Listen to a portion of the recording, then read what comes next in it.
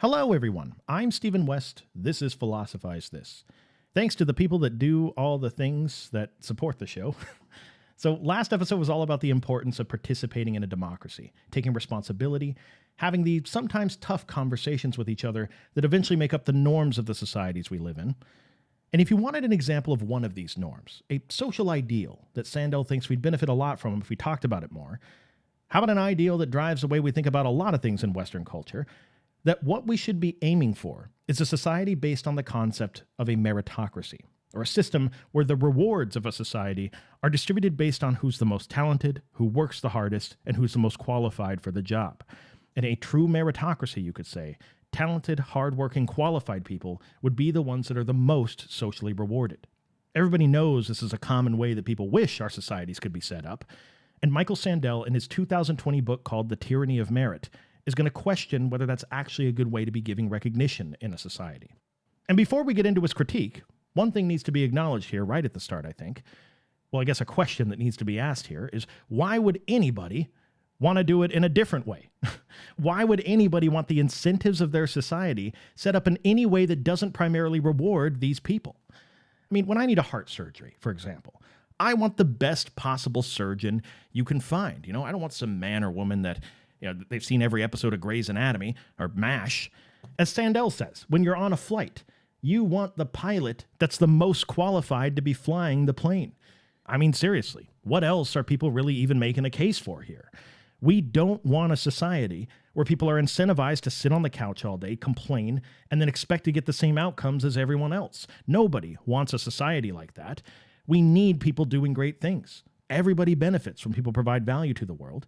And we want things set up in a way where the people that work hard are rewarded over the people that didn't apply themselves. We want a situation where if somebody is the best for the job, they get the job and are not held back by some immutable thing that they happen to be born with.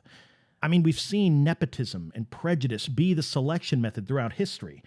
What society doesn't want to do away with all that and pave the way as much as we can for the people with the most merit to rise to the top? And I think if we're able to acknowledge all these points as a place to start, plant a flag in the ground right here, then I think we can open ourselves up to the rest of the discussion, a few more layers to it, that Michael Sandel wants to turn us on to today. What he wants to ask is, does us setting things up to be a meritocracy as much as we possibly can come with certain unintended consequences that we can see in the world all around us, but that we often don't attribute to the meritocracy? Again, building off the ideas from last episode, if we want to take responsibility for the norms and ideals that we organize society around, and then do the work every day to engage with them, then the idea of meritocracy is going to be one of these things that we need to take a closer look at from Michael Sandel. And there's two main problems, he thinks, with the theoretical idea of our meritocracy. Number one, he says, is that we just don't actually achieve it in practice. This is important, of course. But it's also something everybody listening to this has already heard no less than 800 times before in your life. For example, Sandel talks about how 50% of the people that go to Ivy League schools are from the top 1% of families in terms of income. That's the fact he gives here. But it doesn't need to be this fact. You don't like that one, just enter in any statistic you want here that's more persuasive to you that certain people get certain privileges simply because of something about how they were born. Plenty of examples of that, no matter what your politics is. Point is, to him, problem number one with our meritocracy is that we don't actually achieve the meritocracy. Problem number two, though, which I think is far more philosophically interesting, is that he says even if we could start providing a perfect meritocracy and remove all the barriers out of people's way, that would still be a very flawed way to be structuring society that's filled with all sorts of bad results for the people that live in that society. In fact, the person that originally coined the term meritocracy was a guy named Michael Young back in the year 1958. He wrote a book called The Rise of the Meritocracy. It's a fiction novel that's about a dystopian future where a society organizes things around a meritocracy, and then in the year 2034 in the book, there's a violent populist uprising of all the citizens that feel betrayed by the leaders of the society that they're a part of. And it's funny, you can hear that and be like, oh my God, what could possibly be wrong with a society based on merit? Well, Michael Young saw the problems that Sandel thinks are playing out in the real world all around us. See, fans of a meritocracy will say that one of the strengths of it is that it's a situation where everybody gets exactly what they deserve.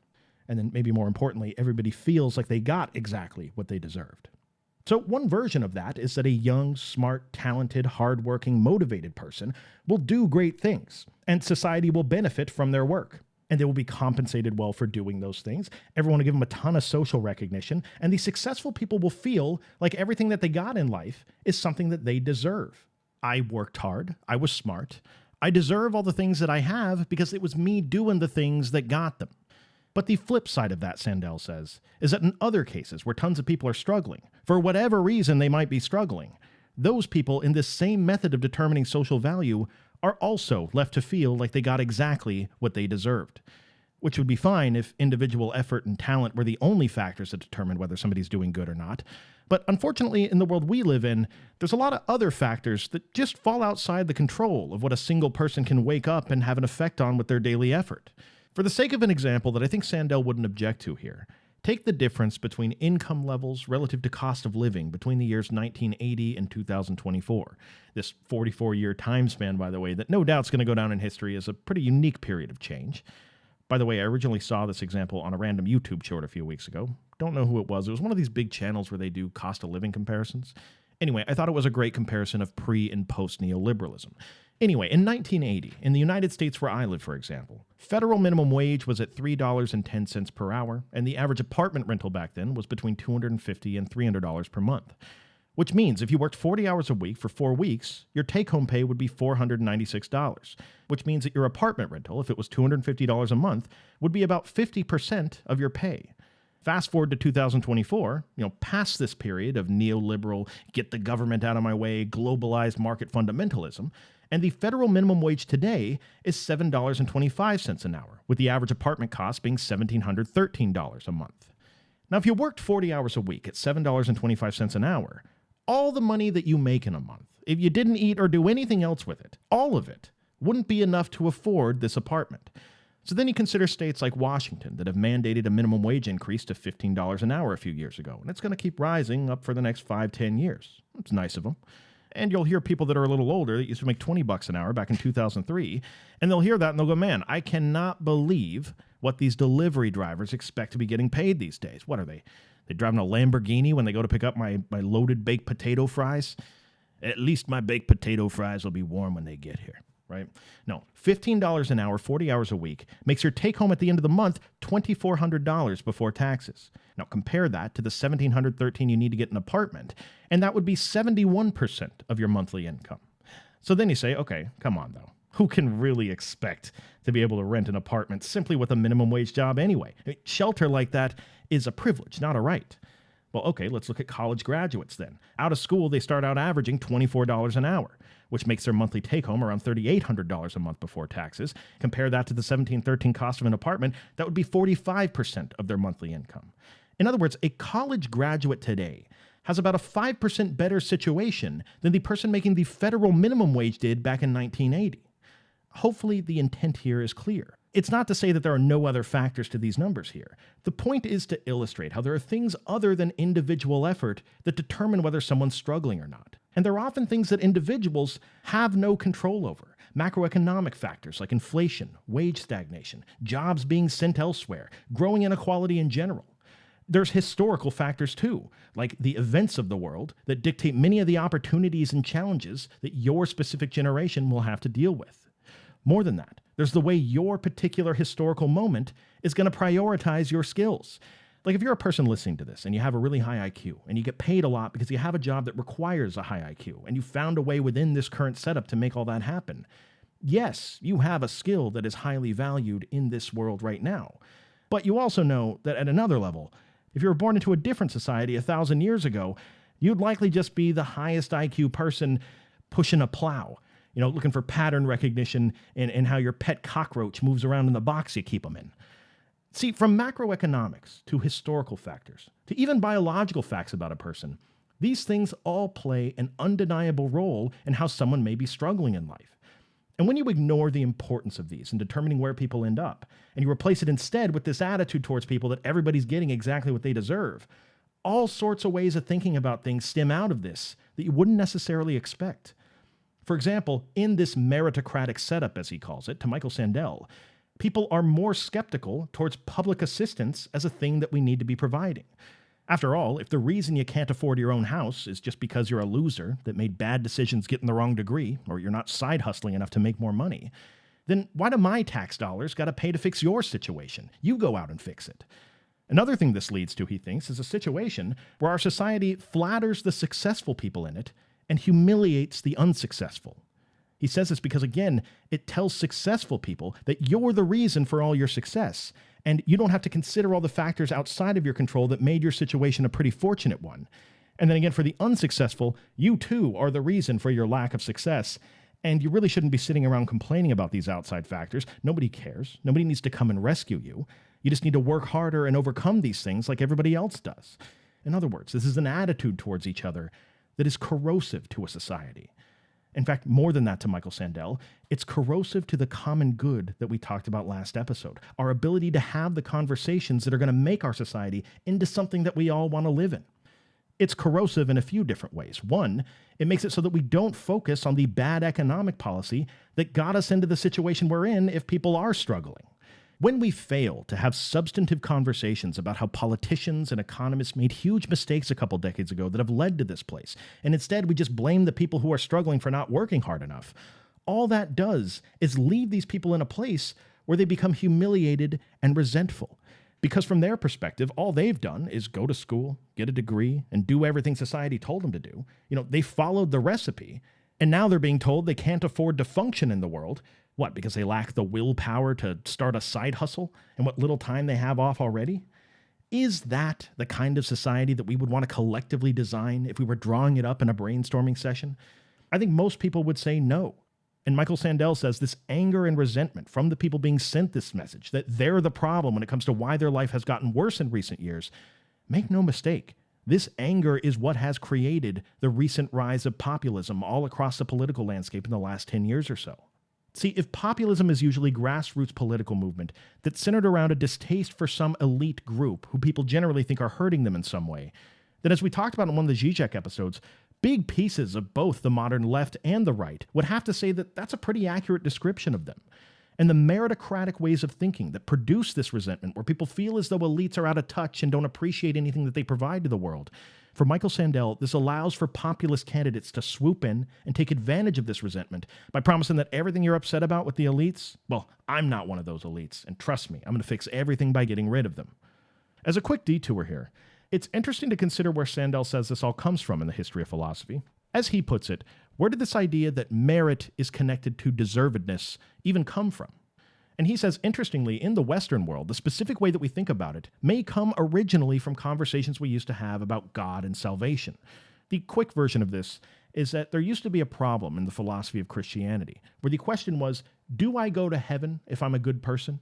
If I perform the sacraments and I do good deeds, 12 Hail Marys, 400 Lord's Prayers, if I do all this stuff, do people that do good things go to heaven and people that do bad things go to hell?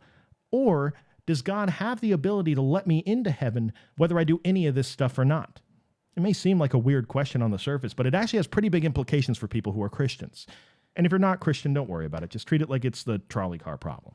Because when Augustine thought about this problem, if getting into heaven requires that you've done certain good things, then in one sense he says God cannot be omnipotent with that picture. Because if you haven't done any of this good stuff, then in that case, his hands would be essentially tied. I wish I could let you into heaven, but you haven't done your Lord's Prayer. Sorry, my hands are tied here. Doesn't seem likely that's the case to Augustine. More than that, though, he thinks that it can't be the case, because if it were, then he says the whole thing about sacrificing his one and only son to forgive people of their sins, that whole thing would be completely unnecessary. You wouldn't need it if you could just live your life as a good person and get into heaven. On the other hand, though, if God can just let you into heaven regardless of whether you're a good person or not, then do we even do good things during our time here? I mean, sure, it'd be nice if you did, if it's something that makes you happy, but do you really need to do good things in order to get into heaven? So the implications of this are huge for Christian thought at the time. And the further thing to consider about this conversation, if you're Michael Sandel, is that depending on which position you take in this debate, that will determine a direction that your thinking starts to steer into. For example, if you take the line that you need to be a good person to get into heaven, that bad people go to hell, then salvation, as Sandel puts it, becomes a bit like self-help, where as long as you live as a good religious follower, then you can feel a sense of pride about the good deeds that you've embarked on and earned your place in heaven. And then you can look down on all the people who did bad things. But if you believe that it was God's sacrifice of his son Jesus that gets you into heaven, then the alternative way to feel about it is a sense of humility towards God's grace. Again, depending on what your answer is to this question, you'll either feel pride for your own good deeds or humility in the presence of God's grace. And here's the point. We live, for Michael Sandel, in a dialectic between pride on the one hand and humility on the other. And we live in an age where pride is overrepresented in our political, economic, and civil relationships. And it originated in the history of our thinking from the results of these sorts of conversations. Because if you transpose this point about salvation to our conversation about the meritocracy, the idea that you've done good things, so you deserve your good place in the world, and people that haven't done good things haven't earned a good place in the world and need to do better, well, you can see the direct parallel Sandel's talking about there.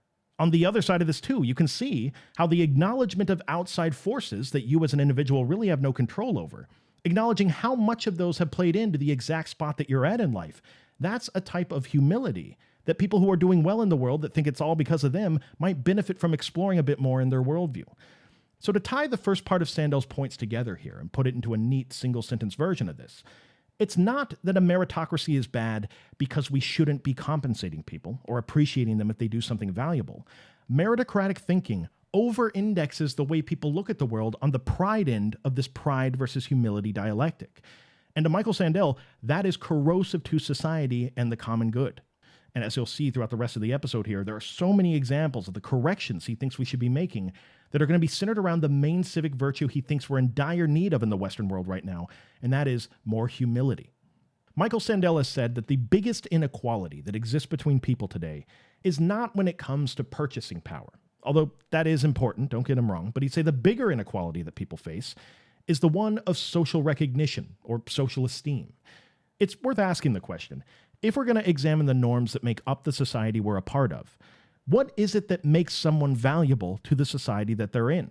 What counts as a valuable contribution that we should feel instant respect for when we hear that someone's doing it? Well, with the way that we currently look at the world, people usually feel this way about people like doctors, about scientists, maybe about judges. But obviously we have respect for far more than just these careers, so what is it that warrants this social recognition more generally? Well, to Michael Sandel, we have this sort of default respect for people when they've gone to school and spent years of their life to get a degree. Or more accurately, we have respect for someone's career when they are well credentialed at what they do. I mean, these are the kind of people where you go to a party, you hear about what they do, and you're like, wow, you really are doing something important with your work. Not like me. I'm just one of those delivery drivers making $15 an hour. But is this level of respect of someone, simply for having a college degree hanging on the wall, is that something that's well-deserved? There's not an easy yes or no answer to this, which is why it's something we got to examine deeper to him. Michael Sandel would say that one of the reasons we see people with college degrees in this way is because of the messaging we've been receiving from a meritocratic culture for the last 3.5 decades of our lives.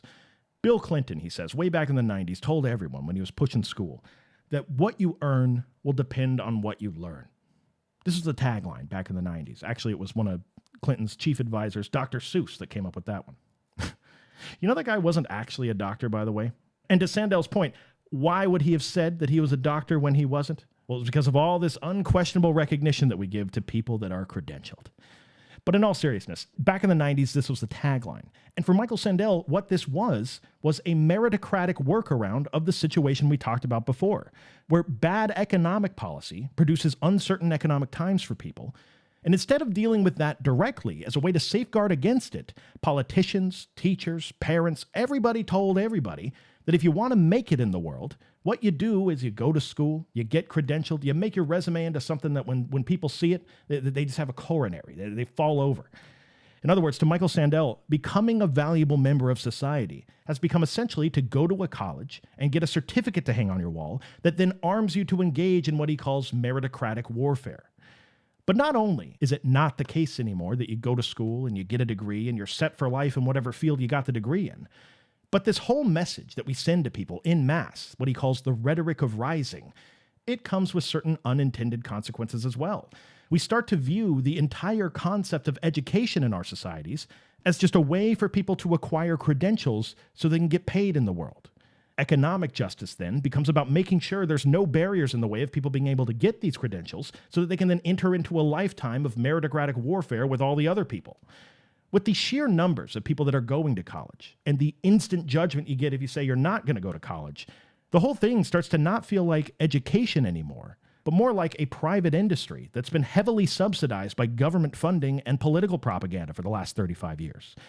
Now, none of this is to say that college isn't important to Sandel. It is, especially if you want to get into highly specialized fields. And to him, we would do well as a society to make college as accessible as possible for the people that want to go. But that is a very different situation than what we're currently doing. We are currently, at least in the United States, spending $162 billion a year of taxpayer money to send people to college, and only $1 billion a year to help people go to trade school. 162 to 1. What is the message we are sending about what a valuable contribution is to society? It's no wonder why everybody knows what I'm talking about when I say we have a special level of default respect for people with credentials. It's no wonder people that do the jobs that keep the world running often don't feel appreciated by the society they're in. It's no wonder why in Michael Young's book about the dystopian future of a society built on meritocracy, why there was a populist uprising in the year 2034, where people felt like certain types of work and intelligence were being valorized in a way that made them feel like the elites of their society barely even cared about their existence.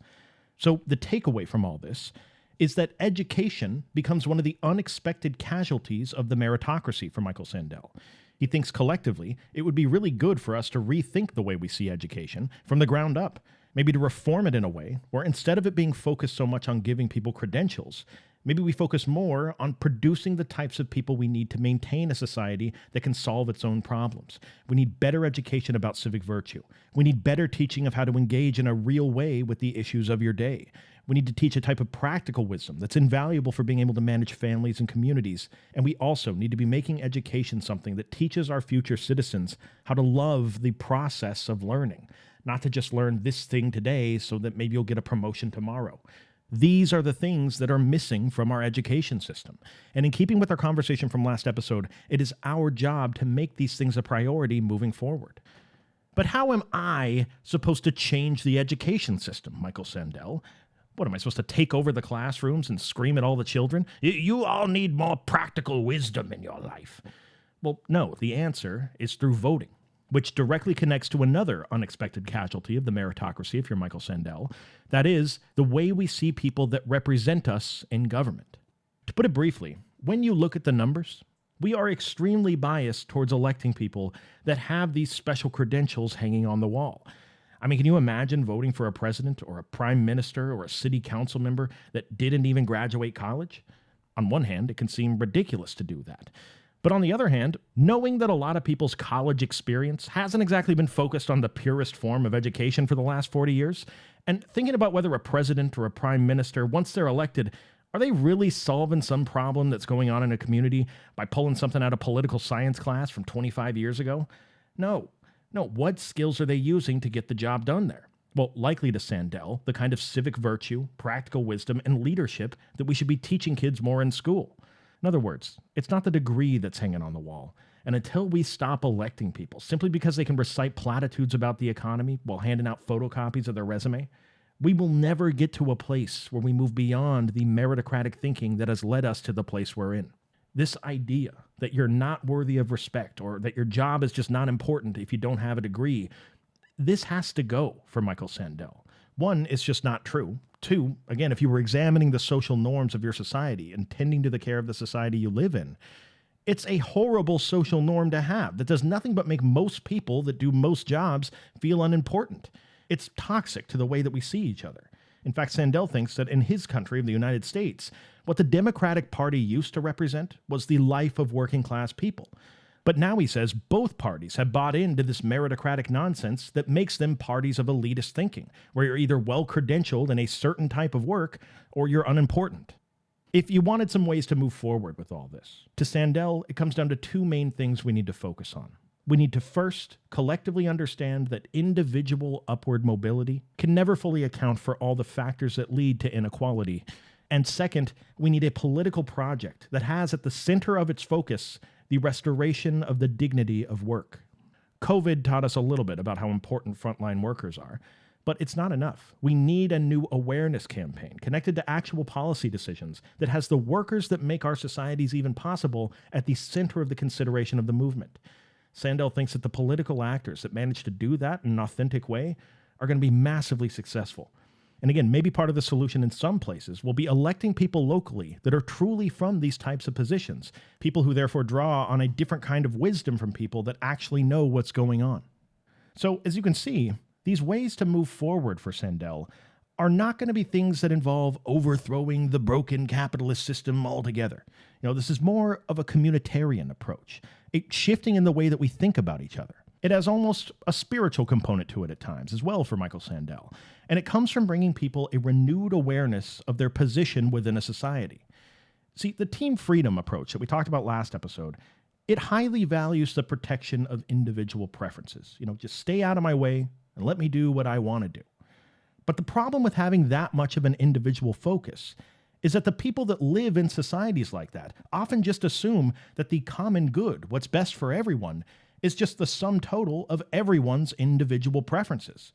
But what your life in a society is to Michael Sandel, to be a citizen, is not just I'm going to wake up every day and exercise my freedom. Your life as a citizen is more than just meeting up with some guy off Craigslist in a Walgreens parking lot, seeing if you could want to buy his jet ski for $400. It's more than that. You're part of a country or a community that stands for something far greater than that. Every community to Michael Sandel, every system for that matter, every country, every company, every Bible study group presupposes some common conception of the good. So to be a citizen, and this goes all the way down to his views on subjectivity and the self, to be a human being is not to be an independent, rational agent that's making free and autonomous choices. It's to be an interdependent member of a community that presupposes some conception of the good. And then obviously, with the whole conversation we've been having for the last 2 episodes, there's a responsibility that's incumbent upon you as a member of that community. Again, Michael Sandel represents not one of these people that wants to overthrow capitalism, though he does think there need to be some structural changes to it. He represents a very optimistic side of the conversations that are going on today, where he believes in our ability to arrive at civic agreements that allow us to coexist in peace with each other, hopefully for extended periods of time, if we are willing to do the work. In this way, an important thing to realize about Sandel is that he represents a type of thinker these days who's highly skeptical towards the idea of liberalism as being some rational way past the negative emotions of political disagreement. See, that's another very popular take when it comes to thinking about the issues of our day.